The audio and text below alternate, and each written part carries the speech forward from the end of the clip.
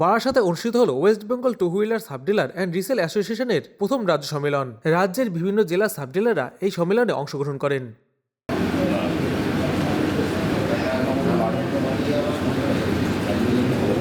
একসময় অন্যান্য জেলার ডিলারদের কাছ থেকে বাইক এনে বিক্রি করার ক্ষেত্রে সাব ডিলারদের কোনো বাধা ছিল না। এই বিষয়ে রাজ্য সরকার কর সংক্রান্ত কিছু বিধিনিষেধও প্রত্যাহার করেছিলেন, কিন্তু পরবর্তীতে ডিস্ট্রিবিউটাররা সাব ডিলারদের লাইসেন্স নিয়ে প্রশ্ন তোলায় সাব ডিলাররা বাইক বিক্রির ক্ষেত্রে সমস্যার মুখে পড়েন। সাব ডিলারদের মূল দাবি তারা যেন সব কোম্পানির বাইক নিজেরা কিনে স্বাধীনভাবে বিক্রি করতে পারেন এবং এ বিষয়ে সরকারের আইনি স্বীকৃতি পান। এই বিষয়কে সামনে রেখে সম্মেলনে বিস্তারিত আলোচনা হয়। সংগঠনের পক্ষ থেকে জানানো হয়েছে, West Bengal two wheeler sub dealer and resellers অ্যাসোসিয়েশনের আজকে যে প্রথম রাজ্য সম্মেলন হচ্ছে, এই রাজ্য সম্মেলন থেকে আমরা পশ্চিমবঙ্গ সরকারের মাননীয় মন্ত্রীর কাছে আমরা একটা অ্যাপিল রেখেছিলাম যে আগে যেরকম টু হুইলার সাব ডিলার্সে যে জায়গা ছিল, তাদের যে স্বীকৃতি ছিল, সেই স্বীকৃতির জায়গাটায় আমরা আসতে চাইছি। সাব ডিলার হচ্ছে ডিলারদের থেকে গাড়ি নিয়ে এসে যারা বিক্রি করে, কেউ সিঙ্গেল ব্র্যান্ড করে, কেউ মাল্টি ব্র্যান্ড করে।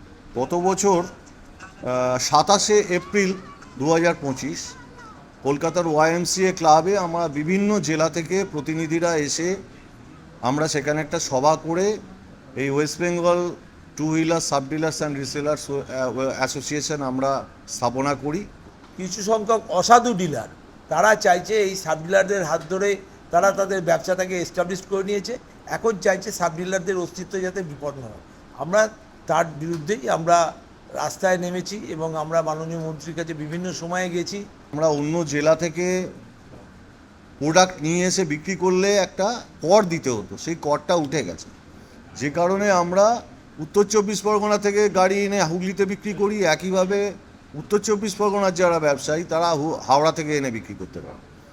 তো আমাদের এতদিন যেটা করে এসেছে, আমাদের জেলার যারা ডিস্ট্রিবিউটার আছে তারা আমাদের শোষণ করে এসেছে, এবং এই যে করটা উঠে যাওয়ার জন্য আমরা যে অন্য জায়গা থেকে গাড়ি আনতে পাচ্ছি এবং আমরা বেশি টাকা পাচ্ছি, এই জায়গাটা থেকে তারা প্রশাসনের একাংশকে প্রভাবিত করে আমাদের বিরুদ্ধে মাঝে মাঝে কিছু নোটিশ ইস্যু করাচ্ছে, যেটা আমরা মাননীয় মন্ত্রীকে বোঝাতে পেরেছি এবং আমরা এই আশায় আছি যে আমাদের সাব ডিলারশিপ লাইসেন্স যেটা, সেইটা যদি আমরা পেয়ে যাই তাহলে এই সমস্যাটা স্থায়ী সমাধান হবে। আমরা চাইছি এর একটা সুষ্ঠু সমাধান হোক এবং আগামী দিনে যাতে আমরা ব্যবসা করতে গিয়ে আমাদের যে স্টাবলিশমেন্ট যে পার্টটা, সরকারি একটা স্বীকৃতি, সেটা আমরা পাই এবং আমরা সবার সঙ্গে পারস্পরিকভাবে সহযোগিতা করে যাতে ব্যবসাটা এগিয়ে নিয়ে যেতে পারি, এটাই আমাদের মূল উদ্দেশ্য।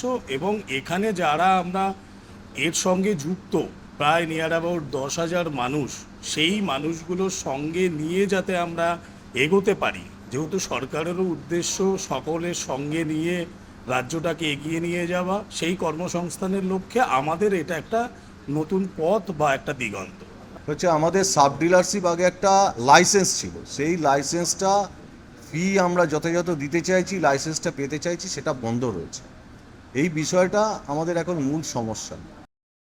রাজ্যের সমস্ত সাব ডিলারদের একত্রীকরণ করার চেষ্টা তারা চালিয়ে যাবেন। পাশাপাশি আজকের আলোচনার সারমর্ম নিয়ে খুব শীঘ্রই রাজ্য সরকারের সঙ্গে আরও বিস্তারিত আলোচনা করবেন।